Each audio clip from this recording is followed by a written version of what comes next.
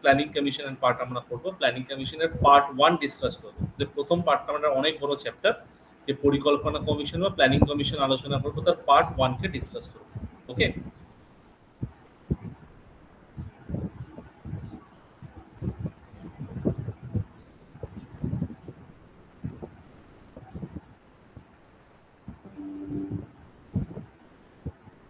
প্রত্যেকের visual clear? প্রত্যেকের display clear? হ্যাঁ স্যার। হ্যাঁ স্যার। ঠিক আছে, চলো। তো আমরা আজকে প্ল্যানিং কমিশন যেরকম বললাম, ইকোনমিক্সের আজকে ইন্ডিয়ান ইকোনমি একটা পার্ট, প্ল্যানিং কমিশনের পার্ট আমরা শুরু করবো। ওকে, চলো। ফার্স্ট আমরা বলছি কি প্ল্যানিং কমিশনের কথা। প্ল্যানিং কমিশনের কথা যেখানে আমরা বলছি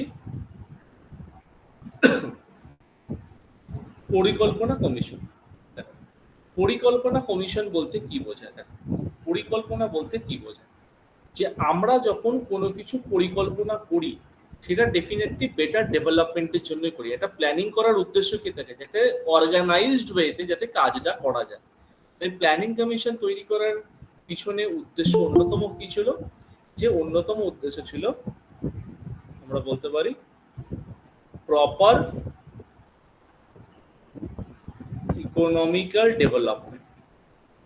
proper economical development of India, দেশের অর্থনৈতিক উন্নয়ন মেইনলি প্ল্যানিং কমিশনের তৈরি। এই যে প্ল্যানিং কমিশনের কথা বলছি, এই প্ল্যানিং কমিশনের বাংলাকে আমরা বলতে পারি, ইংলিশে যেমন পরিকল্পনা কমিশন বলছে, এটাকে আমরা ইংলিশে কি বলে থাকি? ইংলিশে বলছি আমরা এটাকে প্ল্যানিং কমিশন। এই প্ল্যানিং কমিশনের অ্যাকচুয়াল উদ্দেশ্য কি ছিল?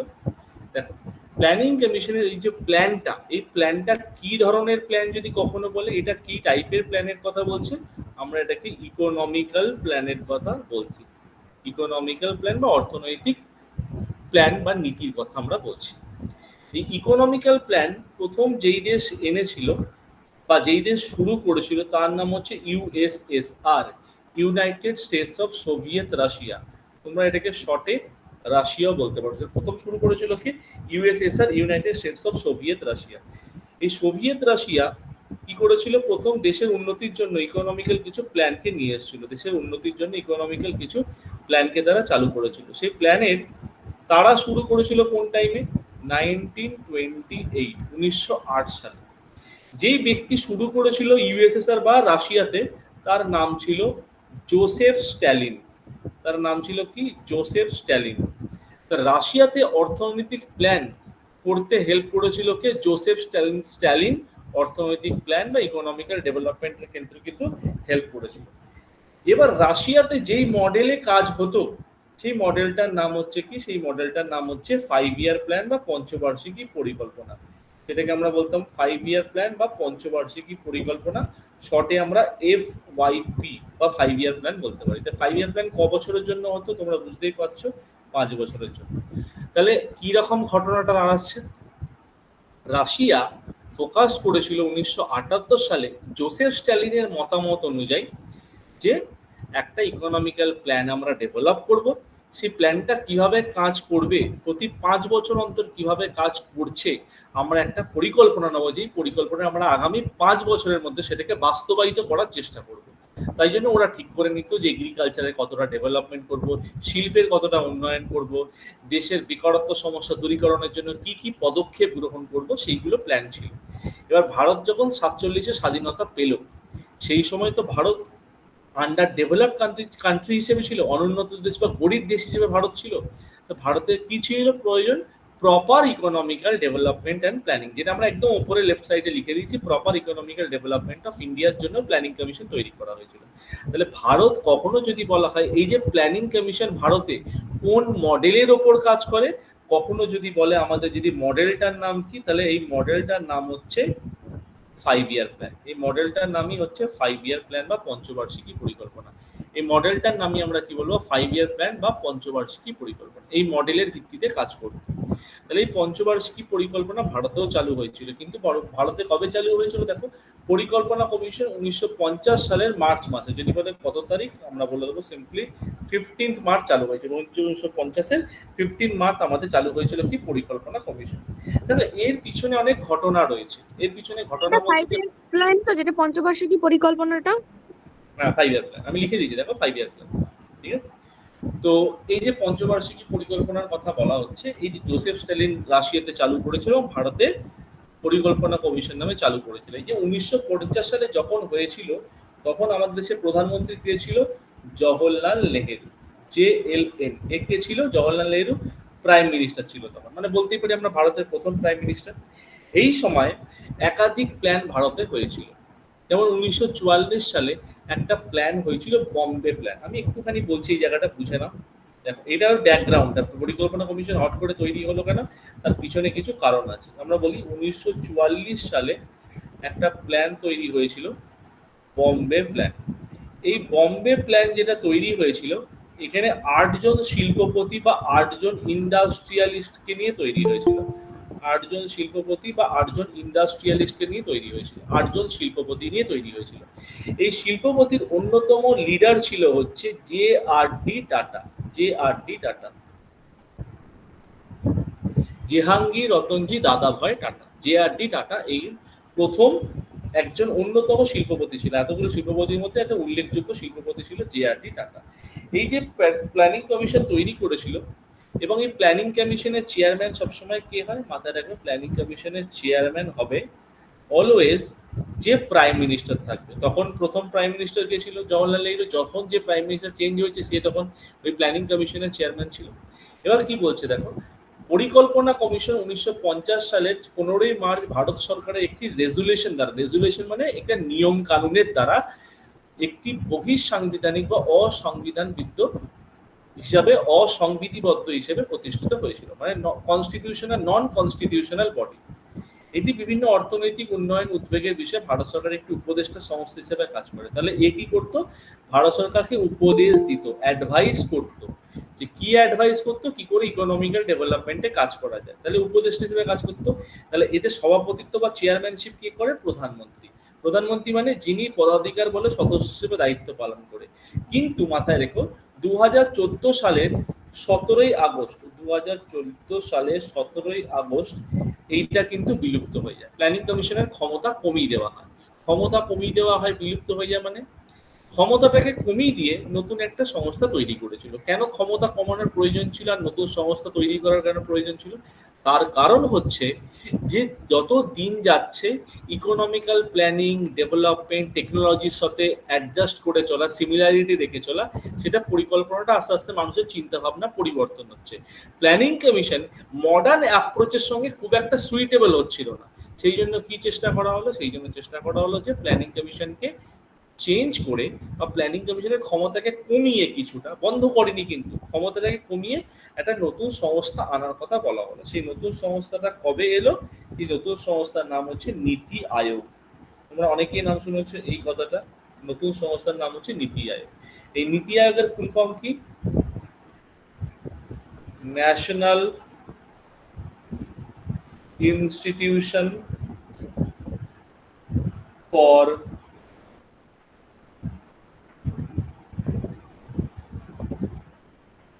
Transforming India. এটা ভারতে চালু হয়েছিল কবে? 2015 সালের 1 জানুয়ারি থেকে চালু হয়েছিল, 1 জানুয়ারি থেকে চালু হয়েছিল। তাহলে আমরা দেখতেই পেলাম যে প্ল্যানিং কমিশন বন্ধ হয়ে গেছিল বা ক্ষমতা কমে গেছিল কবে? 2014 সালের 17ই আগস্ট। আর আমরা এখানে দেখতে পাচ্ছি নীতি আয়োগ সারা ভারতে কবে চালু হয়েছে? 2015 সালের 1 জানুয়ারি। এই নীতি আয়োগ নিয়ে পরবর্তী ক্লাসগুলোতে আমরা আলোচনা করব। তাহলে এর সামাপটা যদি এক কথায় আমরা বলি, প্ল্যানিং কমিশনের এক এক করে বলছি, বুঝে নাও। প্ল্যানিং কমিশনের প্রধান উদ্দেশ্য কি ছিল? যে কোনো একটা দেশের ইকোনমিক্যাল ডেভেলপমেন্টকে তাড়াতাড়ি দ্রুত গতিতে এগিয়ে নিয়ে যাওয়া, অর্থনৈতিক শ্রীবৃদ্ধি ঘটানো বা উন্নতি ঘটানো। ঠিক আছে, এটা প্রথম কোন দেশে চালু হয়েছিল? USSR বা সোভিয়েত রাশিয়াতে চালু হয়েছিল 1928 সালে। যে চালু করেছিল তার নাম হচ্ছে কি? Joseph Stalin. এবং ভারত কোন মডেলে কাজ করতো? পঞ্চবার্ষিকী পরিকল্পনা, 5 ইয়ার প্ল্যান মডেলে কাজ করতো। ভারতও এই মডেলের একটা, ভারত কি করেছিল স্বাধীনতার পর এই মডেলটাকে অ্যাডাপ্ট করেছিল। কবে অ্যাডাপ্ট করেছিল? 1950 সালের 15ই মার্চ, যেদিনকে প্ল্যানিং কমিশন গঠিত হয়। তাহলে পরীক্ষায় কখনো যদি জিজ্ঞেস করে প্ল্যানিং কমিশনের এস্টাবলিশমেন্ট বা প্রতিষ্ঠা কবে, 1950 সালের 15ই মার্চ। ভারতের প্ল্যানিং কমিশনের চেয়ারম্যানকে অলওয়েজ মাথায় রাখবে, ভারতের সবসময় প্ল্যানিং কমিশনের চেয়ারম্যান কে হবে? যে তখন প্রাইম মিনিস্টার থাকবে সে হবে। তখন প্রথম প্রাইম মিনিস্টার ছিল কি 1950 সালে? জওয়াহরলাল নেহরু। তাহলে চেয়ারম্যান ছিল জওয়াহরলাল নেহরু। কিন্তু এর পিছনে যদি ঘটনার কথা আমরা বলি, 1944 সালে বম্বে প্ল্যান তৈরি হয়েছিল, যেখানে 8জন শিল্পপতি নিয়ে বম্বেতে একটা মিটিং হয়েছিল। যে মিটিংয়ে বিভিন্ন ডেভেলপমেন্ট নিয়ে আলোচনা হয়েছিল, যদিও শেষ পর্যন্ত সেটা কার্যকরী হয়নি। কারণ ভারতের সুদূরপ্রসারী চিন্তা ভাবনার কথা মাথায় রেখে বা ভারতের ফার্দার ফিউচার জেনারেশনের কথা মাথায় রেখে ইকোনমিক্যাল ডেভেলপমেন্টটা তাদের খুব একটা সুইটেবল লাগেনি। সরকার বম্বে প্ল্যানের 8জন শিল্পপতি প্রপোজালটাকে অ্যাকসেপ্ট করেনি। যেই শিল্পপতিদের মধ্যে ভারতের প্রথম রেল মিনিস্টারও ছিল, যার নাম হচ্ছে জন মাথাই। এছাড়াও কারা ছিল? এছাড়াও বলতে পারি অন্যতম উল্লেখযোগ্য ব্যক্তি একজন JRD টাটা, যে 8জনকে লিড করেছিল, মানে প্রধান ছিল 8জনের মধ্যে। কিন্তু এই জার্নিটা প্রায় 70-72 বছর জার্নির পর শেষে কি আমরা দেখলাম, প্রায় 70 বছরের জার্নির পর, 65-67 বছরের জার্নির পর আমরা দেখলাম 2014 সালের 17ই আগস্ট, যখন নতুন সরকার ক্ষমতায় এলো, 2014 সালের 15ই আগস্ট লালকেল্লা থেকে ভাষণ দেওয়ার সময় একটা আভাস পাওয়া গেছিল যে নতুন কিছু একটা ইকোনমিক্যাল বডি ডেভেলপ হতে পারে। তো 17ই আগস্ট প্ল্যানিং কমিশনের ক্ষমতাকে কমিয়ে দিল, কমিয়ে দিয়ে একটা নতুন সংস্থা তৈরি করলো। কি সংস্থা তৈরি করলো? নীতি আয়োগ একটা সংস্থা তৈরি করলো। নীতি আয়োগ সে সংস্থা তৈরি করলো। এই সংস্থা নীতি আয়োগে তৈরি করার পিছনে অন্যতম ভূমিকা কি ছিল? যে নীতি আয়োগ কি করছে, national institution for transforming India, যেটা 1 জানুয়ারি 2015 সালে প্রতিষ্ঠা হলো। নীতি আয়োগের মূল উদ্দেশ্য ছিল হচ্ছে পরিবর্তিত পরিস্থিতির সঙ্গে ইকোনমিক্যাল ডেভেলপমেন্ট। প্ল্যানিং কমিশন কি করতো? গতানুগতিক পদ্ধতিতে ইকোনমিক্যাল ডেভেলপমেন্ট। গতানুগতিক পদ্ধতি মানে ধরো তোমরা এই যে টেকনোলজির সঙ্গে অনলাইনে ক্লাস করছো অ্যাডাপ্ট করে, তাহলে পরিবর্তিত পরিস্থিতির সঙ্গে তোমরা কিছুটা মানিয়ে নিয়েছো। ঠিক সিমিলার পরিবর্তিত পরিস্থিতির সঙ্গে প্ল্যানিং কমিশন খুব একটা অ্যাডজাস্টেবল বা সুইটেবল হচ্ছিল না, যেটা নীতি আয়োগ কিন্তু নিজেকে খাপ খাইয়ে নিতে পারছিল। তার মানে আমরা বলতে পারি প্ল্যানিং কমিশনের যে ছোট ছোট খামতি ছিল, ত্রুটি ছিল, যে ল্যাক গুলো ছিল, সেগুলোকে মেকআপ করে দিল কে? সেগুলোকে ফুলফিল করে দিল কে? সেগুলোকে ফুলফিল করলো দ্যাট ইজ নীতি আয়োগ। এই নীতি আয়োগ 2015 সাল থেকে বর্তমানে ভারতের প্ল্যানিং বডি হিসেবে কাজ করে। এখন are planning commission planning body হিসেবে কাজ করে না। কিন্তু এটা মাথায় রেখো, প্ল্যানিং কমিশন কিন্তু বন্ধ হয়ে যায়নি। প্ল্যানিং কমিশনের ক্ষমতাটা কমিয়ে দেওয়া হয়েছে, ক্ষমতাটা খুব সামান্য দেওয়া হয়েছে। আগে যদি ধরো 100% ক্ষমতা থাকতো, এখন সেটা কমিয়ে 15 to 20% করে দেওয়া হয়েছে। বাকি 80% ক্ষমতা নীতি আয়োগকে দেওয়া হয়েছে। দেখো এই পার্টটা প্রত্যেকের ক্লিয়ার? এত অবধি কারোর কোথাও কোনো ডাউট আছে? এত অবধি কারোর কোথাও কোনো ডাউট নেই? নেক্সট দেখো জাতীয় উন্নয়ন পরিষদ। জাতীয় উন্নয়ন পরিষদ বলতে আমরা কি বুঝি? জাতীয় উন্নয়ন পরিষদ বলতে এখানে আমরা এক এক করে বলতে পারি, বলো।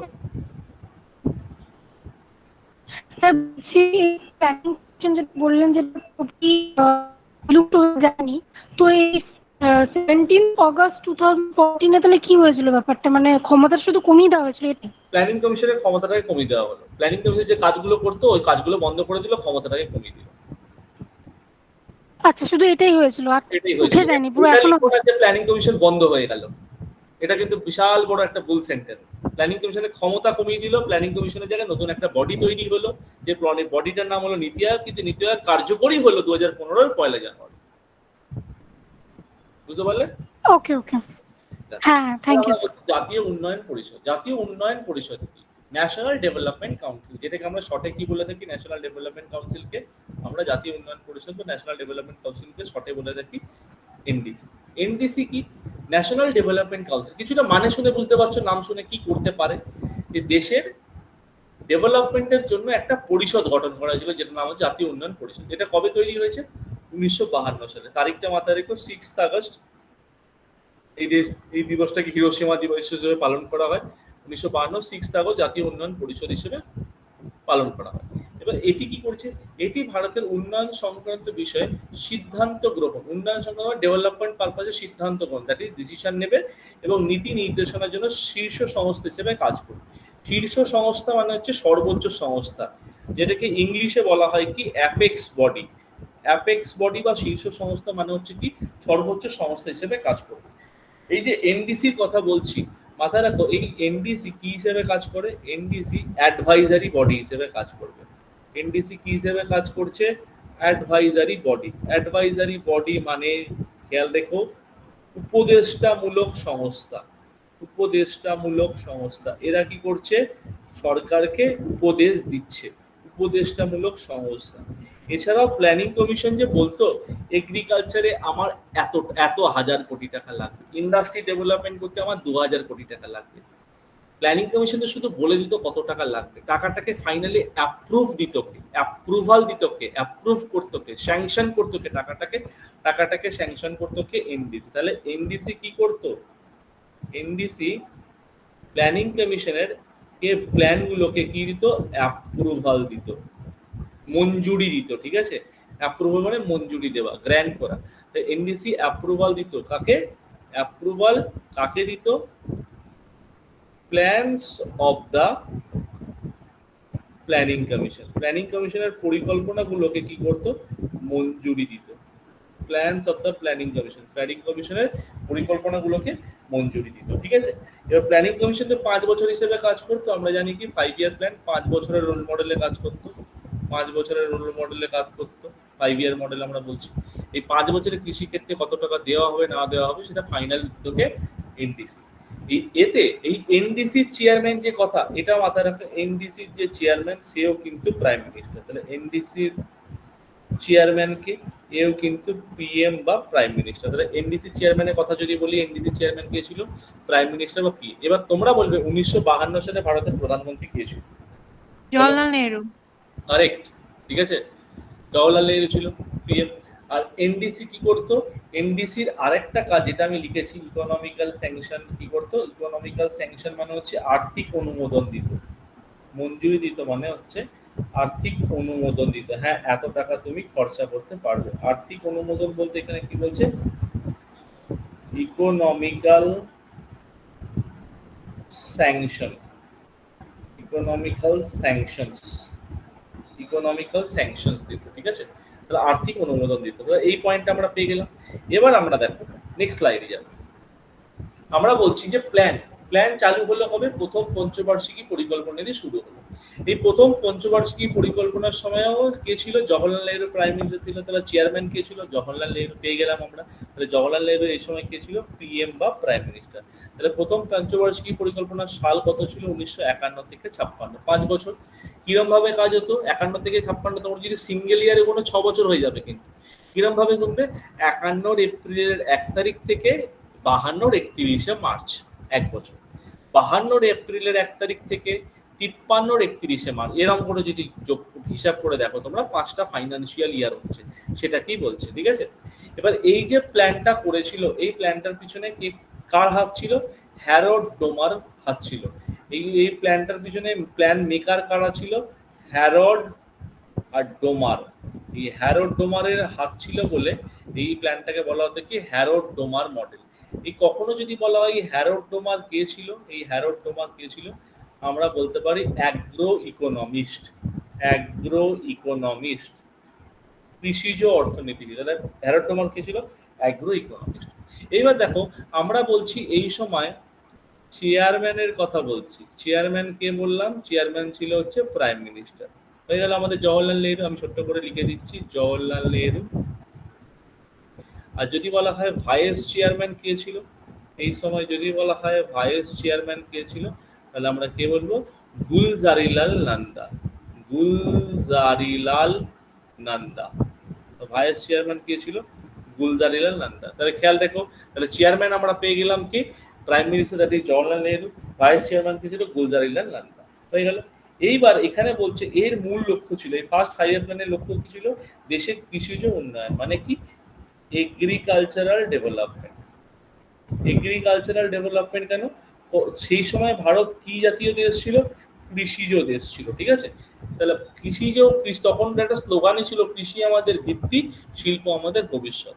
যেহেতু ভারত কৃষিজ দেশ ছিল, তাহলে ফোকাস কাকে করা উচিত ছিল, ফোকাস করা উচিত ছিল কৃষিকে, সেটাই করা হয়েছে কৃষিজ। কেন, ভারতের বেশিরভাগ লোক তখন কৃষিকাজের সঙ্গে যুক্ত, তাই কৃষিকাজের সঙ্গে যুক্ত হওয়ার জন্যই ভারতের কৃষির ওপর ফোকাস করা হয়েছিল।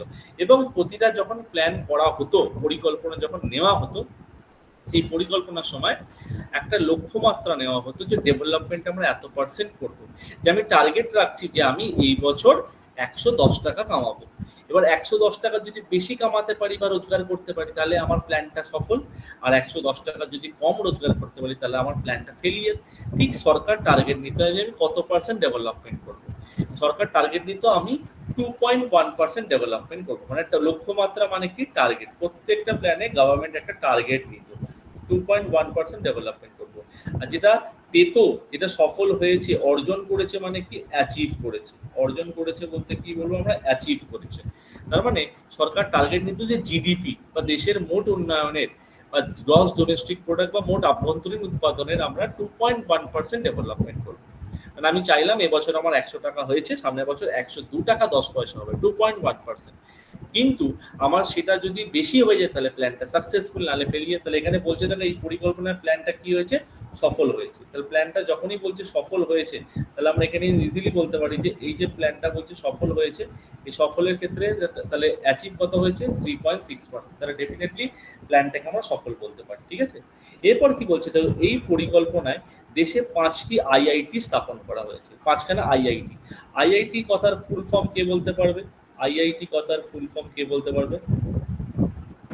Indian institution of technology. Indian Institute of Technology. Indian institute of technology, correct, Indian institute of technology আমরা বলতে পারি। এই যে এত 5টা আইআইটি স্থাপন হলো, বোম্বে, পুনে, চেন্নাই, খড়গপুর, কানপুর, 5টা আইআইটি।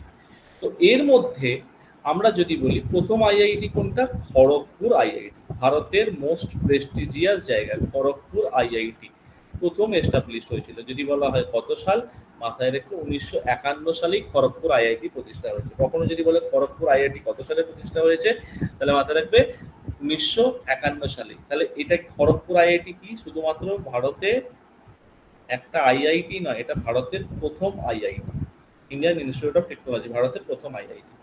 এই সময় আমরা দেখতে পাবো যে হিমাচল প্রদেশে একটা বাঁধ নির্মাণ করা হয়েছিল। সেই বাঁধটার নাম কি, ভাকরা নাঙ্গাল। হিমাচল প্রদেশে ভাকরা জেলার বিলাসপুরের কাছে ভাকরা নাঙ্গাল ড্যাম নির্মাণ করা হয়েছিল, ভাকরা নাঙ্গাল ড্যাম নির্মাণ করা হয়েছিল, যেটাকে আমরা ভাকরা নাঙ্গাল বাঁধ বলে থাকি। ঠিক আছে, এবার তোমরা বলবে এই ভাকরা নাঙ্গাল বাঁধ কোন নদীর ওপর তৈরি হয়েছে, পরীক্ষায় খুব আসে। ভেরি গুড, ভেরি গুড, সটলেজ বা শতদ্রু নদীর উপর। এবার তোমরা বলো এই শতদ্রু নদীর দৈর্ঘ্য কত, এটা বলো, শতদ্রু নদীর দৈর্ঘ্য কত? 1450 কিলোমিটার। সিন্ধুর সব থেকে বড় উপনদী হচ্ছে শতদ্রু। ঠিক আছে, 1450 কিলোমিটার সিন্ধুর সব থেকে বড় উপনদী। তাহলে এই যে আমরা পেয়ে গেলাম, এই সময় আমরা দেখতে পাচ্ছি কি এই জায়গায় ভারতের টেকনোলজিতে ডেভেলপমেন্ট করা এক এক করে শুরু করেছে। এই সময় এই যে বাজেটটা ছিল, এই বাজেটের টোটাল বাজেট যদি বলা হয় কত, টোটাল বাজেটের ক্ষেত্রে আমরা বলবো এই সময় টোটাল বাজেট ছিল যে আমাদের যে কোনো যখন প্ল্যান করছে তার একটা বাজেট পর্যাপ্ত পরিমাণে প্রয়োজন হয়। এই সময় টোটাল বাজেট একটা অ্যামাউন্ট ছিল, আর এগ্রিকালচার পারপাসে একটা খরচা হয়েছিল। এগ্রিকালচারে কত টাকা খরচা হয়েছিল দেখো, টোটাল বাজেটের যদি আমরা কথা বলি, টোটাল বাজেটের 17% হচ্ছে এগ্রিকালচারে দেওয়া হয়েছিল। 17% বলতে কত, আমাদের ধরা হয় এখানে টোটাল বাজেট ছিল প্রায় 2069 কোটি টাকা। 2069 কোটি টাকা এখানে টোটাল বাজেট ছিল। ঠিক আছে, যেটাকে পরবর্তীকালে বাড়িয়ে করা হয়েছিল 2368 কোটি টাকা। তাহলে প্রথম রাখা হয়েছিল কত, 2069 কোটি টাকা, পরবর্তীকালে বাড়ানো হয়েছিল, কেন সময়ের সাথে সাথে বাড়ে। তো 5 বছরের মধ্যে এটাকে বাড়িয়ে করা হয়েছিল 2368 কোটি টাকা। এই টাকার মধ্যে এগ্রিকালচারে কত পার্সেন্ট দিয়েছে, এগ্রিকালচারে 17% দিয়েছে। এই প্রথম পঞ্চবার্ষিকী পরিকল্পনার সময় এগ্রিকালচারে ম্যাসিভ ডেভেলপমেন্ট হয়েছে। মেনলি এগ্রিকালচারে কোন জায়গায় ডেভেলপমেন্ট হয়েছে, ধান, গম, জোয়ার, বাজরা, রাবি, এই সেকশনগুলোতে প্রচুর পরিমাণ কিন্তু ডেভেলপমেন্ট হয়েছে। ওকে, তাহলে ফার্স্ট 5 ইয়ার প্ল্যান আমাদের কিন্তু কমপ্লিট। ওকে, তো নেক্সট 5 ইয়ার প্ল্যানে আমরা যাব, অ্যাডিশনাল পয়েন্ট যেগুলো বললাম সেগুলো কিন্তু মাথায় রেখো। নেক্সট পয়েন্ট আমরা যাব second 5 year plan. Second 5 year plan দেখতে পাচ্ছি, তাহলে কে ছিল চেয়ারম্যান, জওহরলাল নেহেরু ছিল। কত সাল থেকে কত সাল, 56 থেকে 61। তাহলে 56 থেকে 61 পেয়ে গেলাম। তাহলে জওহরলাল নেহেরু এই সময় কি ছিল, পিএম ছিল। সেকেন্ড নেহেরু। এই সেকেন্ডে কাকে ফোকাস করা হয়েছিল দেখো, ফার্স্ট এরটা এগ্রিকালচারে ফোকাস করা হয়েছিল, সেকেন্ড এরটা কাকে ফোকাস করা হয়েছিল, হেভি শুধুমাত্র কিন্তু ইন্ডাস্ট্রি বলো না, ভারী ভারী শিল্প। ইন্ডাস্ট্রি বলো। এই হেভি ইন্ডাস্ট্রির প্ল্যানটা তৈরি করার পিছনে যে মাস্টার মাইন্ড ছিল তার নাম হচ্ছে প্রশান্ত চন্দ্র মহলানবিশ। ঠিক আছে, তার নাম কি? প্রশান্ত চন্দ্র মহলান। এই পিসি ব্যাপারটা অন্যভাবে নিও না, পিসি বলতে অন্যরকম বোঝাচ্ছে। প্রশান্ত চন্দ্র মহলানবিশ, পিসি বলতে মাসি পিসি ওই জাতীয় নয়, প্রশান্ত চন্দ্র মহলানবিশ। তাহলে এটা কত সালে হয়েছে আমরা বলে দিতে পারি যে এটা হচ্ছে পিসি মহলানবিশ বা প্রশান্ত চন্দ্র মহলানবিশ। এটা 1953 সালে তৈরি হয়েছে এই মডেলের উপর। তাহলে প্রশান্ত চন্দ্র মহলানবিশ এই মডেলটা তৈরি করেছিল। তাহলে এর মূল ফোকাস কি ছিল? মূল ফোকাস মানে লক্ষ্য কি ছিল? এর মূল ফোকাস যদি ছিল আমরা বলি তাহলে দেশের শিল্প উন্নয়ন, দ্যাট ইজ ইন্ডাস্ট্রিয়াল ডেভেলপমেন্ট। তাহলে এখানে মূল লক্ষ্য ছিল কি? Industrial development. ইন্ডাস্ট্রিয়াল ডেভেলপমেন্ট এর মেন লক্ষ্য ছিল। ঠিক আছে, ইন্ডাস্ট্রিয়াল ডেভেলপমেন্টের মেন লক্ষ্য ছিল। এই পরিকল্পনার টার্গেট কত ছিল? 4.5%, বাট অ্যাচিভ হয়েছে কবে? কত? 4.6%। 4.27% মানে আমরা বলতে পারি 4.3%। দেখো, যদি সংখ্যার তত্ত্ব হিসেবে ভেবে দেখি যে 4.3% বা 4.2%, নেগেটিভ 4.5% উন্নয়ন, আর হয়েছে 4.3% বা 4.27%। সংখ্যা নিরিখে কিন্তু ফেলিয়ার। কিন্তু দেখো দেখেছে 4.5 আর শেষ হয়েছে এই কাছাকাছি গিয়ে, মানে ফেলিয়ার হলো অলমোস্ট সাকসেসফুল, অলমোস্ট। কিন্তু যদি সংখ্যার বিচারে বলি ডেফিনেটলি ফেলিয়ার। মানে কেউ ধরো ওই 40-এর মধ্যে এবার অসফল, এটাতে কোনো ডাউট নেই। কেউ 40-এ পাস, কেউ ধরো 10 পেয়েছে, আর কেউ ধরো 39 পেয়েছে, 38 পেয়েছে। এই ব্যাপারটা এইরকম ক্লোজের ব্যাপারটা আমি এটা বোঝাতে চাইছি। ঠিক আছে, তো আশা করি এই জায়গাটা বুঝতে পেরেছো যে এর টার্গেট কি ছিল, লক্ষ্যমাত্রা কি ছিল। এই সময় সেকেন্ড 5 ইয়ার প্ল্যানের কথা যদি আমরা বলি, এই সময় বেশ কিছু ভারী শিল্প তৈরি হয়েছিল। সেগুলো কি কি? একটা হচ্ছে ভিলাই। ভিলাই স্টিল প্ল্যান্ট তৈরি হয়েছিল। ভিলাই স্টিল প্ল্যান্ট তৈরি করতে কোন দেশ হেল্প করেছিল? USSR, Soviet Russia. নেক্সট হয়েছিল কি আমাদের? দুর্গাপুর। দুর্গাপুরে কে হেল্প করেছিল? ইউকে বা যেটাকে আমরা ব্রিটেন বলে থাকি।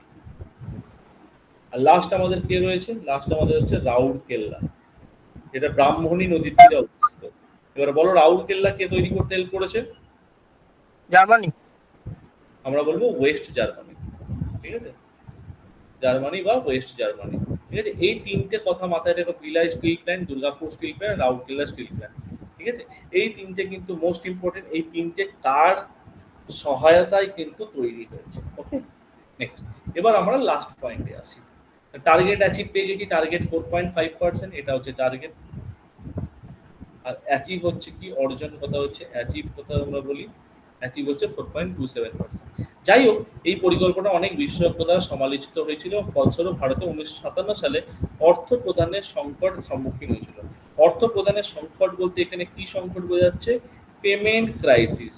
পেমেন্ট ক্রাইসিস, পেমেন্ট ক্রাইসিস মানে ভারতের কাছে বৈদেশিক মুদ্রা তখন শেষ হয়ে গেছিল বা কমে গেছিল। মানে ধরো তোমার কাছে টাকা নেই, বাট তোমার কাছে ইউপিআই রয়েছে, অনলাইনে ইউপিআই রয়েছে, তুমি ইউপিআই পেমেন্ট করতে পারো। বাট তোমার ফোনে ইন্টারনেট নেই, বা তুমি যেখানে পেমেন্ট করবে তার কাছে ইউপিআই স্ক্যানার নেই।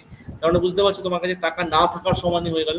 ভারতের কাছে টাকা ছিল কিন্তু বৈদেশিক মুদ্রা ছিল না। কারণ আমরা যখন ব্যবসা বাণিজ্য করি, অন্য দেশ থেকে জিনিস কিনি, সেই দেশকে আমাদের কি বৈদেশিক মুদ্রা বা তার দেশের কারেন্সিতে আমাদের তাকে ফেরত দিতে হয় বেশিরভাগ ক্ষেত্রে। তো ধরে চলো ডলারে ফেরত দিতে হচ্ছে। তা ভারতের কাছে ডলারের যদি ক্রাইসিস থাকে তাহলে ভারতের পেমেন্ট ক্রাইসিস তৈরি হবে। এইটাই ভারতে কিন্তু তৈরি হয়েছিল সেই সময়। তো আশা করি দ্বিতীয় পঞ্চবার্ষিকী পরিকল্পনার পার্টটা প্রত্যেকের ক্লিয়ার। নেক্সট আমরা যাব থার্ড 5 ইয়ার প্ল্যান।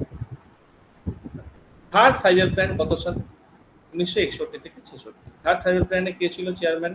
দেখো জওহরলাল নেহেরু, JL নেহেরু পিএম ছিল। দেখো থার্ড 5 ইয়ার প্ল্যানে জওহরলাল নেহেরু কে ছিল? পিএম। মাথায় রেখো জওহরলাল নেহেরু কতদিন পিএম ছিল? 1947 থেকে 1964, এতদিন কিন্তু জওহরলাল নেহেরু পিএম ছিল। জওহরলাল নেহেরু পিএম হিসেবে কতদিন ছিল এখানে আমরা কিন্তু লিখে দিয়েছি, 47 থেকে 64। তাহলে 66 অব্দি প্ল্যানটা ছিল। 66 যদি প্ল্যানটা হয় তাহলে এর মাঝখানে তো ডেফিনেটলি মারা গেছিল। তাহলে যখন মারা গেছিল তাহলে এই প্ল্যানটাকে তখন সেই মুহূর্তে সামলেছিল কে? এই মুহূর্তে সামলেছিল ভারতের প্ল্যানিং কমিশনই সামলেছিল। সেই মুহূর্তে চেয়ারম্যান তখন ছিল না, যেহেতু প্ল্যানিং কমিশনই সামলেছিল। তাহলে এই প্ল্যানটা তৈরি করার পিছনে এই যার ব্যক্তিটার নাম ছিল পরিকল্পনা কমিশন ডেপুটি চেয়ারম্যান। দেখো এখানে চেয়ারম্যান আমরা পেয়ে গেছি, চেয়ারম্যান হচ্ছে প্রাইম মিনিস্টার, আর ডেপুটি চেয়ারম্যান কে ছিল? DR গ্যাডগিল। তাহলে চেয়ারম্যান আমাদের এখানে হচ্ছে ডেপুটি চেয়ারম্যান। আর চেয়ারম্যান কে আমাদের অলওয়েজ মাথায় রাখবে, চেয়ারম্যান কে হবে সবসময়? পিএম। Prime minister. তাহলে জওয়াহরলাল নেহরু ছিল। প্রধানমন্ত্রী। এই নাম প্ল্যানটিকে গাডগিল প্ল্যান বা গাডগিল যোজনা বলা হয়। আমরা ইংলিশে লিখে দিচ্ছি, এই প্ল্যানটাকে গাডগিল প্ল্যান বা গাডগিল যোজনাও বলা হয়ে থাকে। এই প্ল্যানের আরেকটা নাম আছে, এই প্ল্যানটা তৈরি করার পিছনে যার ভূমিকা ছিল তার নাম হচ্ছে সুখময় চক্রবর্তী। সুখময় চক্রবর্তী। তাই এই প্ল্যানটাকে বলা হচ্ছে সুখময় চক্রবর্তী মডেল। খেয়াল রেখো, এই প্ল্যানের দুটো নাম, একটা হচ্ছে গাডগিল প্ল্যান, আর এই প্ল্যানটার পিছনে ছোট ছোট ভূমিকা যার ছিল তার নাম হচ্ছে সুখময় চক্রবর্তী। এটাকে আমরা সুখময় মডেলও কিন্তু বলে থাকি। ওকে, এইবার কি বলছে, এই পরিকল্পনার মূল লক্ষ্য ছিল কি? থার্ড প্যারাতে আমরা দেখতে পাচ্ছি অর্থনৈতিক স্বাধীনতা। অর্থনৈতিক স্বাধীনতা বলতে আমরা কি বলতে চাইছি? Economic liberalisation. ইকোনমিক লিবারালাইজেশন, অর্থনৈতিক স্বাধীনতা মানে টাকা পয়সার জন্য অন্য দেশের উপর আমাদের যেন ডিপেন্ড না থাকতে হয়। আমরা আমেরিকার উপর জন্য নির্ভরশীল হয়ে গেছি। এবং কি হয়েছিল? কৃষি এবং গ্রামের উপর উন্নতি জোর দেওয়া হয়েছিল। কৃষি এবং গ্রামের উপর যে উন্নতিতে জোর দেওয়া হয়েছিল, এটা কি বলা হচ্ছে কি? Green revolution. এটাকে আমরা কি বলছি? Green revolution. গ্রিন রেভলিউশন মানে সবুজ বিপ্লব। তোমরা তাহলে প্রত্যেকে জানো গ্রিন রেভলিউশনের কথা বলতে গেলে কি বোঝাচ্ছে? সবুজ বিপ্লবের কথা কিন্তু বোঝাচ্ছে। এবার সবুজ বিপ্লব যদি কখনো পরীক্ষায় জিজ্ঞেস করে কোন সাল, তোমরা সিম্পলি বলবে 1965-66 সাল হচ্ছে সবুজ বিপ্লবের টাইম। ওকে, যে প্রচুর পরিমাণে খাদ্যশস্য ধান গম উৎপাদন হয়েছিল। কিন্তু এই প্ল্যানের সময় 1962 সালে প্ল্যানটা শুরু হওয়ার পরে ভারত চীন যুদ্ধ এবং 1965 সালে ভারত পাকিস্তান যুদ্ধ। এই যুদ্ধ কারণে তাহলে প্ল্যানটা তোমরা নিজেরাই বুঝতে পারছো, একটা প্ল্যানের মধ্যে যদি দুটো যুদ্ধ চলে তাহলে সেই প্ল্যানটা সাকসেসফুল হবে কি হবে না, তোমরা নিজেরাই বুঝতে পারছো এই প্ল্যানটা সাকসেসফুল হওয়ার কোনো রকম সম্ভাবনাই নেই। এবারে যদি লাস্ট লাইনটা আমরা দেখি, দেখো যুদ্ধ এবং এই যুদ্ধগুলো আমাদের অর্থনৈতিক দুর্বলতাকে উন্মোচিত করেছিল এবং মনোযোগ কেন্দ্রীভূত করেছিল। প্রতিরক্ষা শিল্প, ভারতীয় সেনাবাহিনী এবং মূল্যের স্থিতিশীলতার জন্য ভারতীয় মুদ্রাস্ফীতি দেখা গেছিল। তো এই সময় মুদ্রাস্ফীতি দেখা গেছিল। মুদ্রাস্ফীতি দেখা গেলে কি হতে পারে?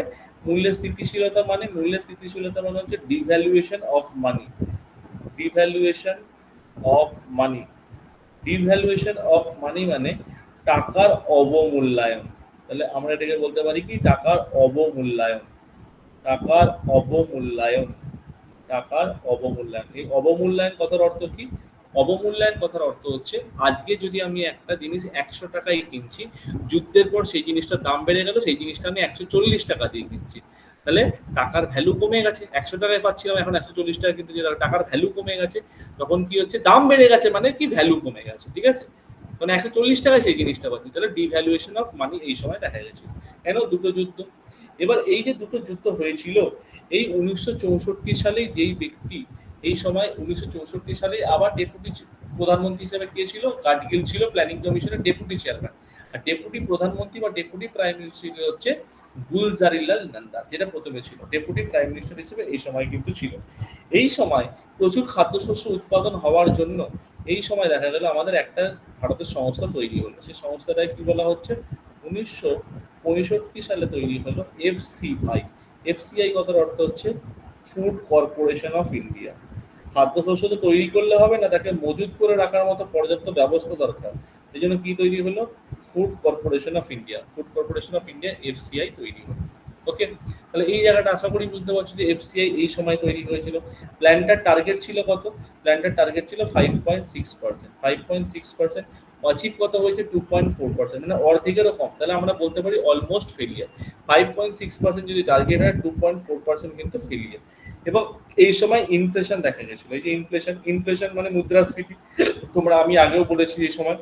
এবং এই সময় ভারতের বিস্তীর্ণ অঞ্চলে খরা দেখা গেছিল। খরা মানে ড্রট দেখা গেছিল। ড্রট কত সাল? 1965-66 খরা দেখা গেছিল। ঠিক আছে, এই দেখো তোমার লাস্ট লাইনে যুদ্ধ আর খরা, যুদ্ধ আর খরার কারণে মানে 1965-66 খরা দেখা গেছিল। কোথায় দেখা গেছিল যদি বলে খরা? ভারতের কোন অঞ্চলে দেখা গেছিল? মধ্যপ্রদেশ। হ্যাঁ, কারেক্ট। একটা হচ্ছে মধ্যপ্রদেশ আর একটা হচ্ছে মহারাষ্ট্র। এই দুটো রিজিয়নে খরা দেখা গেছিল। মধ্যপ্রদেশ আর মহারাষ্ট্র এই দুটো রিজিয়নে ব্যাপক পরিমাণ খরা দেখার জন্য এই প্ল্যানটা সফল হয়নি। মানে প্ল্যানটাই যুদ্ধ হয়েছে, প্রধানমন্ত্রী জওয়াহরলাল নেহরু এক্সপায়ার করে গেছে, তারপর দুটো যুদ্ধ, মানে বুঝতে পারছো, দুটো যুদ্ধ 3 বছরের গ্যাপে, 62-তে ভারত চীন যুদ্ধ, 65-তে ভারত পাকিস্তান যুদ্ধ, দুটো যুদ্ধ। আবার খরা হয়েছে, তার মানে একাধিক সমস্যার জন্য প্ল্যানটা সফল হওয়ার কোনো প্রশ্নই আসছে না। এইটা এই সময় দেখা গেছিল, যেটাকে আমরা থার্ড 5-year প্ল্যান হিসেবে এইটুকু পয়েন্ট আমরা জানলাম। দেখো এত অব্দি কারোর কোথাও কোনো ডাউট আছে? স্যার এফসিআই টা স্থাপিত হয় 1965-তে।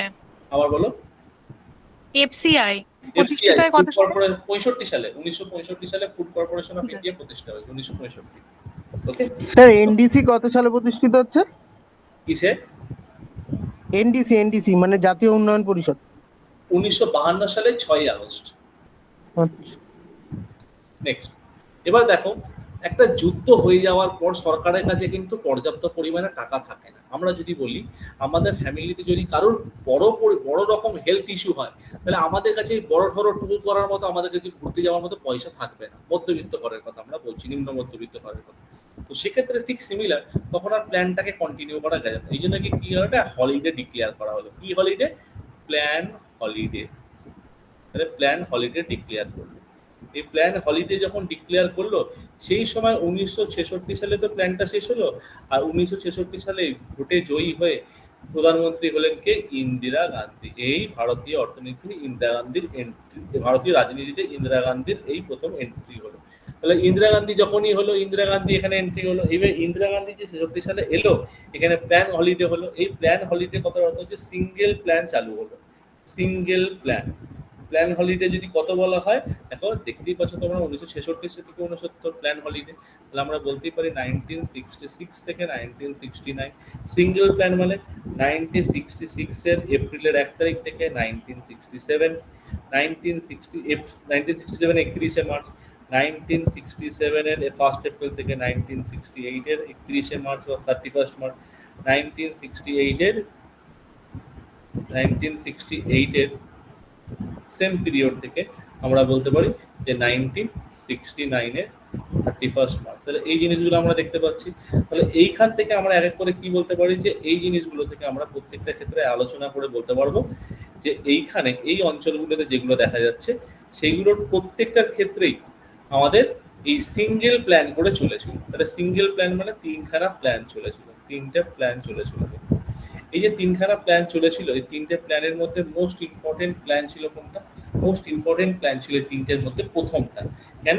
এই 66-67 যে প্ল্যানটা আমরা দেখছি, 66-67 প্ল্যানটায় সরকার কি করেছিল, যে ইন্দিরা গান্ধী কি করেছিল, যে যুদ্ধে যে ক্ষতগুলো হয়েছিল বা যুদ্ধে যে ভারতের অর্থনীতির যে ক্ষতি হয়েছিল, সেই ক্ষতিগুলোকে কি করা হয়েছিল, আস্তে আস্তে মেক আপ করার চেষ্টা করা হলো। কেন?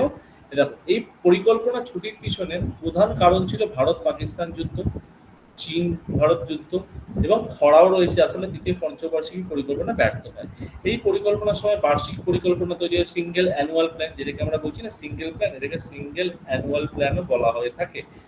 এবং কৃষির সাথে সম্পর্কিত খাত, শিল্প খাতকে সমান অগ্রাধিকার দেওয়া হয়েছিল এবং দেশের রপ্তানি বাড়ানোর জন্য রুপির অবমূল্যায়ন মানে ডিভ্যালুয়েশন অফ মানি ঘোষণা করে দিচ্ছে সরকার। মানে যুদ্ধ হয়েছে মানে সরকারের কাছে তো পয়সা নেই, তো দেশের টাকার মানের ভ্যালুটা ওয়ার্ল্ডের রেসপেক্টে কি হয়েছিল, কমে গেছিল। তো সরকার সেখানে একটা এখানে প্রবলেম ফেস করেছিল। এবার যে সিঙ্গেল প্ল্যান বলছে, 3 প্ল্যান যেটা লিখেছি, এটা কিন্তু মাথায় রাখবে, single annual plan, single annual plan. ওকে।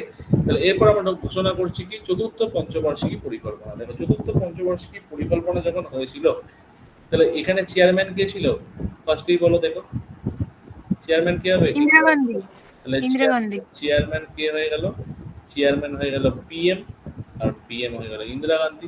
কত সাল থেকে কত সাল আবার চালু হয়ে গেল চতুর্থ পঞ্চবার্ষিকী পরিকল্পনা? 1969 থেকে 74 আবার চালু হয়ে গেল। ঠিক আছে। এই যে এই প্ল্যানটার পিছনে যার ভূমিকা সব থেকে বেশি ছিল, তার নাম হচ্ছে কি, ডিপি ধর। এই প্ল্যানটা কে তৈরি করেছিল? ডিপি ধর। প্ল্যান মেকার কে ছিল? ডিপি ধর। তাই জন্য এই প্ল্যানটাকে কি বলা হচ্ছে? ধর মডেল বলা হচ্ছে। তাই জন্য এই প্ল্যানটাকে আমরা কি বলতে পারি? ধর মডেল। ডিপি ধর করেছিল বলে এই প্ল্যানটাকে আমরা বলছি ধর মডেল। তাহলে এই চতুর্থ পঞ্চবার্ষিকী পরিকল্পনা যেটা, এটাকে আমরা শর্টে অনেক সময় বলবো কি, 4th 5-year প্ল্যান, চতুর্থ পঞ্চবার্ষিকী পরিকল্পনা। এই পরিকল্পনা দুটি প্রধান উদ্দেশ্য ছিল কি, যথা স্থিতিশীলতার সাথে বৃদ্ধি, স্থিতিশীলতার সাথে বৃদ্ধি মানে ইংলিশটা হচ্ছে sustainable development, sustainable development. Sustainable development, ঠিক আছে। এবং স্বনির্ভরতার প্রগতিশীল অর্জন। স্বনির্ভরতার প্রগতিশীল অর্জন বলতে কি বলেছে? স্বনির্ভরতার প্রগতিশীল অর্জন বলতে বলা হচ্ছে সেলফ রিলায়েন্স। যে ভারত বহুদিন ধরে চেষ্টা করছে কারোর উপর ডিপেন্ড করবে না, আত্মনির্ভর হওয়ার, এটা বহুদিন ধরে চেষ্টা করছে, ঠিক আছে। তো সেলফ রিলায়েন্স। এই সময় ইন্দিরা গান্ধী কি করেছিল? 14টা ব্যাংকে ন্যাশনালাইজ করেছিল। 14টি ব্যাংকে কি করেছে? জাতীয়করণ করেছিল। জাতীয়করণ মানে কি? ন্যাশনালাইজড করেছিল। 14টা ব্যাংকের জাতীয়করণ হয়েছিল। এবং কি হয়েছিল এই সময়? সবুজ বিপ্লব শুরু হয়। দেখো, সবুজ বিপ্লব অ্যাকচুয়াল 1965-66, বাট যদি প্ল্যানের কথা বলি, 1966 সালে তো কোনো প্ল্যান ছিল না। 1966 তো অলরেডি থার্ড ফাইভের প্ল্যান শেষ হয়ে গেছিল মার্চ মাসে। তারপরে তো ফোর্থ ফাইভের প্ল্যান শুরু হওয়ার আগে প্ল্যান হলিডে হয়ে গেল। তার মানে সবুজ বিপ্লব কোন প্ল্যানে শুরু হয়? প্ল্যান বললে কিন্তু আমরা ফোর্থ প্ল্যানে বলবো। যদি কোন প্ল্যানে শুরু হয়, সাল বললে যদি বলে 66 সাল আমরা বলবো, গুলিয়ে ফেলো না। এই 66 সালের মধ্যে 1969 থেকে 74-এর মধ্যেই 1971 সালে কি দেখা গেল? ভারত পাকিস্তান যুদ্ধ। তাহলে 1971-এ 1971-এ কি হলো? ইন্ডিয়া পাকিস্তান যুদ্ধ, যেখান থেকে কার ডেভেলপমেন্ট তৈরি হলো? বাংলাদেশের স্বাধীনতা যুদ্ধ, মুজিবুর রহমান আমাদের এদিকে, ইন্দিরা গান্ধী। তাহলে 1971 সালে ভারত পাকিস্তান যুদ্ধের পরিকল্পনা শুরু হলো।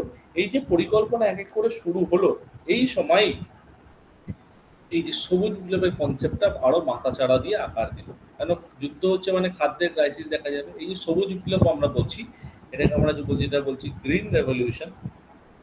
যদি বলা হয় এই গ্রিন রেভলিউশন পৃথিবীতে জনককে, এই গ্রিন রেভলিউশনের ফাদার যদি বলা হয়, তাহলে আমরা কাকে বলবো? Norman Borlaug.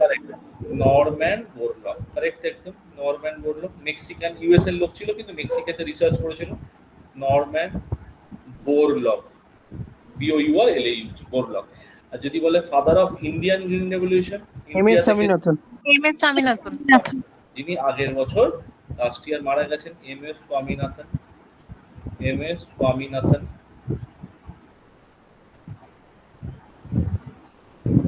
এমএস স্বামীনাথন ইনি অ্যাগ্রো ইকোনমিস্ট ছিল। ইনি একজন অ্যাগ্রো ইকোনমিস্ট ছিল। তাহলে এই সবুজ প্ল্যান, গ্রিন রেভলিউশনের প্ল্যানের পিছনে এনারা হয়। এই গ্রিন রেভলিউশন যেটা হয়েছিল মেইনলি কোথায় হয়েছিল? পাঞ্জাব, হরিয়ানা, পাঞ্জাব, ইউপি, হরিয়ানা মেইনলি হয়েছিল। যেটার ইম্প্যাক্টটা কোথায় পড়েছিল? যেটা ইম্প্যাক্টটা পড়েছিল মেইন গম চাষের উপর। এই জন্য এটাকে কি বলা হয়? হুইট রেভলিউশনও বলা হয়ে থাকে। এখানে পাঞ্জাব হরিয়ানার মেইন খাদ্যশস্য কি? দ্যাট ইজ গ্রিন রেভলিউশন, এই গম বা হুইট, তাই হুইট রেভলিউশন নামে পরিচিত হয়েছিল, ঠিক আছে। এই সময় আমাদের যদি বলি পরিবার পরিকল্পনা কর্মসূচির বাস্তবায়ন পরিকল্পনার মাধ্যমে লক্ষ্যগুলি ছিল। পরিবার পরিকল্পনা বলতে কি এই সময় ফ্যামিলি প্ল্যানিং প্রসেসটাও কিন্তু শুরু হয়েছিল। ফ্যামিলি প্ল্যানিং মানে 2 চাইল্ড পলিসি এই সময় কিন্তু শুরু হয়েছিল। এবং এই সময় আরেকটা কর্মসূচি শুরু হয়েছিল যেটাকে বলা হয় 20 দফা কর্মসূচি, 20 পয়েন্ট প্রোগ্রাম। 20 দফা কর্মসূচি বা 20 পয়েন্ট প্রোগ্রাম শুরু হয়েছিল। 20 দফা কর্মসূচি বা 20 পয়েন্ট প্রোগ্রাম এই সময় শুরু হয়েছিল, ঠিক আছে। এবার দেখো এই পরিকল্পনার লক্ষ্যমাত্রা কত ছিল? এই পরিকল্পনা ব্যর্থ হয়। এই লাস্ট টাইমে তোমরা দেখতেই পাচ্ছ যে এই পরিকল্পনার কথা যদি আমরা বলি, এই পরিকল্পনা ব্যর্থ হয়েছে। যার টার্গেট কত ছিল? টার্গেট ছিল 5%, লক্ষ্যমাত্রা ছিল এটা টার্গেট। আর আমরা যদি বলি অ্যাচিভ হয়েছিল কত, অর্জন করেছিল কত, অ্যাচিভ হয়েছিল 3.3%। এটা ফেলিওর হওয়ার কারণ কি? সিম্পলি মাথায় রাখো, ভারত বাংলাদেশ যুদ্ধ, ঠিক আছে। ইন্দিরা গান্ধী আসার পর প্রথম প্ল্যান ইন্দিরা গান্ধী কোনটা পেয়েছিল? এই প্ল্যানটা পেয়েছিল। ভারত পাকিস্তান যুদ্ধ এই সময় দেখতে গেছিল, ওকে। 4th ফাইভের প্ল্যান আমাদের হয়ে গেল। নেক্সট আমরা যাবো 5th ফাইভের, 1974 থেকে 78। দেখো এটা তোমাদের হওয়া উচিত ছিল কিন্তু 74 থেকে 79, কিন্তু 74 থেকে 79 না হয়ে 1974 থেকে 79 না হয়ে এটাকে 78 হলো। কেন হলো? তার কারণ কি? তার কারণ হচ্ছে পলিটিক্যাল ইনস্টেবিলিটি। আমরা আলোচনায় আসবো। এই পরিকল্পনায় গরিব হাটাও, অনেকে বলে গরিব হাটাও নয়, গরিবই হাটাও, ঠিক আছে। এটা ভুল করা, গরিব হাটাও নয়, গরিবই হাটাও। এটাকে পলিটিশিয়ান এটাকে কন্ট্রোভার্সি করে বলতো গরিব হাটাও, যে গরিবই হাটাও। কর্মসংস্থান মানে এমপ্লয়মেন্ট, ন্যায় বিচার মানে হচ্ছে ইকুয়াল জাস্টিস, ন্যায় বিচার মানে হচ্ছে ইকুয়াল জাস্টিস, এবং কৃষিজ উৎপাদন মানে হচ্ছে এগ্রিকালচারাল ডেভেলপমেন্ট বা অ্যাগ্রো ডেভেলপমেন্ট, ঠিক আছে। এবং প্রতিরক্ষা বলতে ডিফেন্সকে গুরুত্ব দেওয়া হয়েছিল। কেন? ভারত অলরেডি 3টে যুদ্ধ লড়ে নিয়েছে, 62, 65, 71, 10 বছরের মধ্যে তিনটে যুদ্ধ লড়া হয়ে গেছে, তা ডিফেন্সের তো একটু রেনোভেট করতে হবে। তাই এখানে ভারতের ক্ষেত্রে কি করলো, ডিফেন্সে একাধিক ক্ষেত্রে গুরুত্ব দেওয়া হলো। এই সময় পিএম কে ছিল, পিএম ছিল হচ্ছে ইন্দিরা গান্ধী। ইন্দিরা গান্ধী 1964 থেকে 77, আবার 80 থেকে 84, এই সময়টা ছিল ইন্দিরা গান্ধীর পিএম এর অবস্থান। ঠিক আছে, তো 1974 থেকে 78 হয়ে গেল। 1975 সালে কি তৈরি হলো, বিদ্যুৎ সরবরাহ আইন, that is electric supply act. NTPC. না, এনটিপিসি সংস্থা, ইলেকট্রিক সাপ্লাই অ্যাক্ট তৈরি হলো।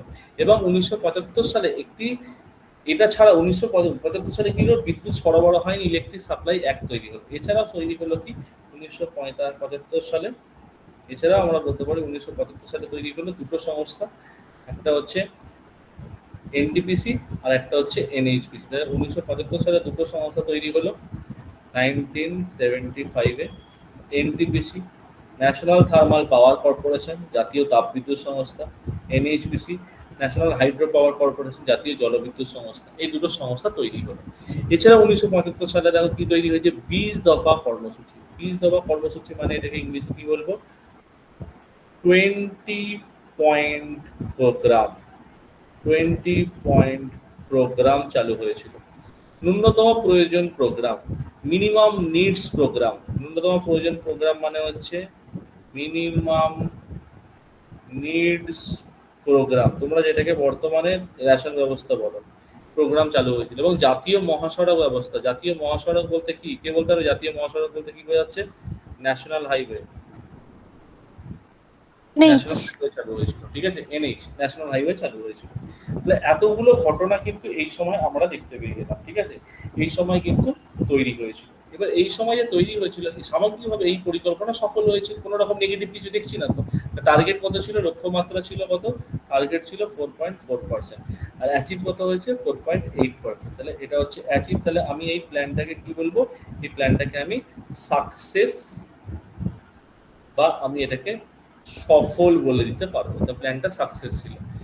এইবার গন্ডগোলটা শেষ হওয়ার কথা ছিল 89, গন্ডগোলটা হলো কোথায়, 1978 সালে কংগ্রেস সরকারের এই সময় পলিটিক্যাল ইনস্টেবিলিটি বা রাজনৈতিক অস্থিরতা তৈরি হওয়ার কারণে কি হয়ে গেল, আমরা যদি সিম্পলি এখানে বলি যে 1978 সালে কি হলো, পলিটিক্যাল ইনস্টেবিলিটি,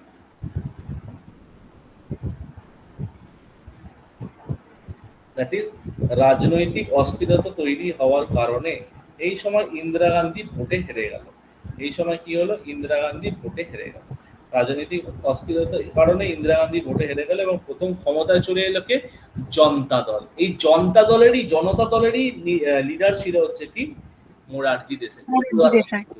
1978 সালে এই পরিকল্পনা, মোরারজি দেশাই, জনতা দল তো অপোজিট পার্টি, অপোনেন্ট পার্টি, এটা কি হলো, কংগ্রেসের এই পরিকল্পনা যেটা চলছিল 1978 সালে বন্ধ করে দিল। মানে শেষ হওয়ার 1 বছর আগেই বন্ধ করে দিল। মানে প্ল্যানটা 5 বছর চলার কথা ছিল, 4 বছর চলবে। ঠিক আছে, বন্ধ করে দিল। এইবার পরের স্লাইডে যদি আমরা দেখি, এইখানে বলা হচ্ছে বন্ধ করে দিল। তো এই বন্ধ করে দেবো 1978 থেকে 1980 সাল পর্যন্ত কার্যকর হয়, তো বন্ধ করে দিল।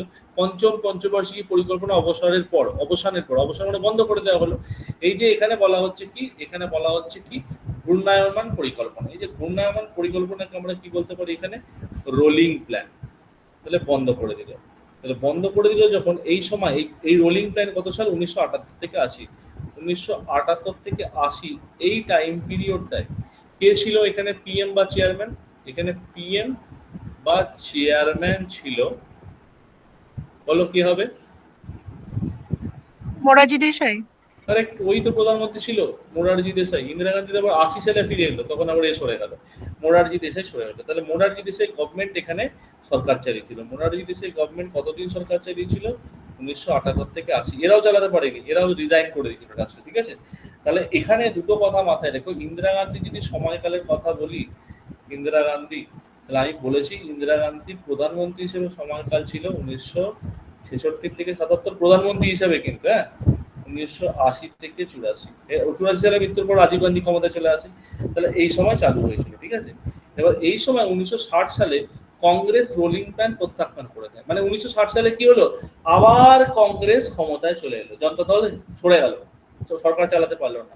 1980 সালে আবার কে ফিরে এলো, কংগ্রেস ফিরে এলো। এই কংগ্রেস যে ফিরে এলো, এই কংগ্রেস ফিরে এলো তখনই পিএম কে হলো আবার, আবার হলো সেই ইন্দিরা গান্ধী। এই সময় থেকে ইন্দিরা গান্ধী কতদিন ছিল, 1980 থেকে 84। এইটাই এখানে কি বলছে, 1980 সালে কংগ্রেস, 84 31 অক্টোবর, হ্যাঁ 84 31 অক্টোবর। কে ইন্দিরা গান্ধী মারা গেছিল তো, ওই অতদিন ছিল প্রাইম মিনিস্টার, তাই বলছি। কতদিন ছিল প্রাইম মিনিস্টার, ঠিক আছে, উইকিপিডিয়া বসে আছে আমাদের চলতা ফলতা উইকিপিডিয়া। 1980 সালে কংগ্রেসের রোলিং প্ল্যান প্রত্যাখ্যান করে একটি নতুন ষষ্ঠ পঞ্চবার্ষিকী পরিকল্পনা চালু করা হয়। তার মানে 1980 সাল থেকে একটা ষষ্ঠ পঞ্চবার্ষিকী পরিকল্পনা চালু করা হয়, যেটাকে আমরা বলি কি 6-5 year প্ল্যান। যেটা কত সাল থেকে কত সাল, 1980 থেকে 85 অব্দি। আবার লক্ষ্য করে দেখো 1984 সালে কিন্তু ইন্দিরা গান্ধী মারা গেল, ঠিক আছে, 31 অক্টোবর বললো, 31 অক্টোবর মারা গেল 84 থেকে। তখন ওই সময় এক বছর আবার কে চালিয়েছিল, ওই সময় এক বছর ক্ষমতা চালিয়েছিল হচ্ছে রাজীব গান্ধী। ওই সময় একটা বছর ক্ষমতায় কে চালিয়েছিল, ওই সময় একটা বছর ক্ষমতা চালিয়েছিল রাজীব। তো এই যে পরিস্থিতিটা আমরা দেখলাম, এটা হচ্ছে আমাদের টোটাল আজকের ক্ষেত্রে আমরা দেখলাম যে, আমি আবার বলছি প্রথম থেকে, ফার্স্ট প্ল্যান আমরা কি কি পড়লাম, প্ল্যানিং কমিশন পড়লাম। প্ল্যানিং কমিশনের পর আমরা কি দেখলাম, national development council. National development কাউন্সিলের পর আমরা দেখলাম first 5 year plan, second 5 year plan, plan holiday.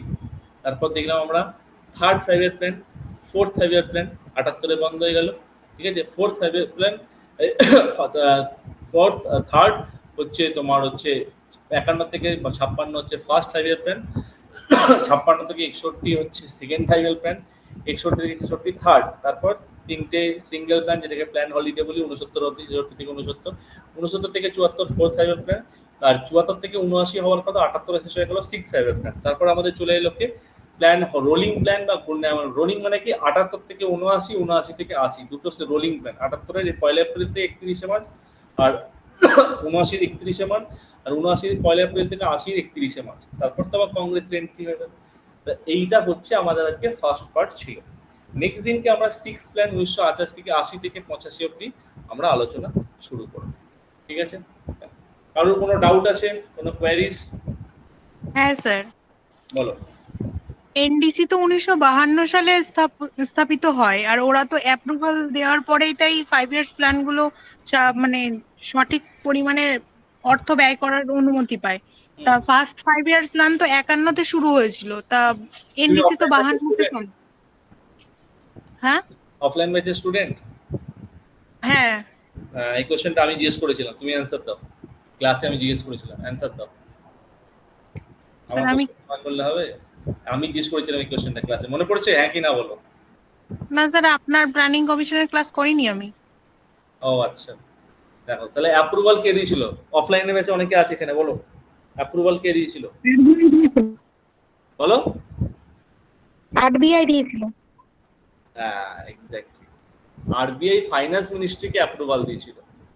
RBI approval দিয়েছিল অর্থমন্ত্রককে, অর্থমন্ত্রক টাকা স্যাংশন করেছিল ফার্স্ট 5 year। কেন 51 চালু হয়ে গেছে, আর 52 এইটা শুরু হয়েছে। আমি অফলাইন ব্যাচে এই কোশ্চেনটা করেছিলাম, ঠিক আছে। যে 51 প্ল্যানিং কমিশন শুরু হয়ে গেল, 50-এ তৈরি হয়ে গেল, 51 চালু হয়ে গেল, তাহলে 52 যে তৈরি হয়ে টাকাটা কে দিল, স্যাংশন কে করলো? আরবিআই টাকা দিয়েছিল, ফাইন্যান্স মিনিস্টার, আরবিআই অ্যাপ্রুভ করেছিল, আর টাকাটা স্যাংশন করেছিল ফাইন্যান্স মিনিস্ট্রি বা অর্থমন্ত্রক। ক্লিয়ার প্রত্যেকে? হ্যাঁ স্যার, থ্যাংক ইউ। স্যার বলছি গ্রিন রেভলিউশন, গ্রিন রেভলিউশন যদি বলা হয় যে কবে গৃহীত হয়েছিল আর কবে চালু হয়েছিল, দুটোর উত্তর আলাদা হবে? গ্রিন রেভলিউশন গৃহীত হয়েছিল 65, চালু হয়েছিল 66। আর যদি প্ল্যান বলে তাহলে ফোর্থ প্ল্যান। ওই প্ল্যান হিসাবে। হ্যাঁ, তুমি তো প্ল্যানের কথা বলছো না। যদি কোন প্ল্যানের কথা, প্ল্যানটাই বলতে বলছি দেখো কোন প্ল্যানে শুরু হয়েছে। প্ল্যানে শুরু হয়েছে যদি বলা হয়, তাহলে থার্ড 5 year প্ল্যানে শুরু হয়েছে। 66 তো শেষের দিকে, থার্ড 5 year নাম কে বাঁচতে শুরু হয়েছে, কিন্তু তারপর তো শুরু হয়েছে 67 থেকে কাজ শুরু হয়ে গেছে। কিন্তু 67 তো প্ল্যান ছিল না, প্ল্যান হলিডে ছিল 66 থেকে 69 অব্দি। তাহলে শুরু হলো কবে? 69 4 নম্বর প্ল্যান পড়ে গেল, মানে ফোর্থ 5 year প্ল্যানে এফেক্টিভ হয়েছে। ওকে, ক্লিয়ার প্রত্যেকের? কারোর কোথাও কোনো ডাউট আছে? নেই? ঠিক আছে, থ্যাংক ইউ প্রত্যেককে, সকলকে গুড নাইট।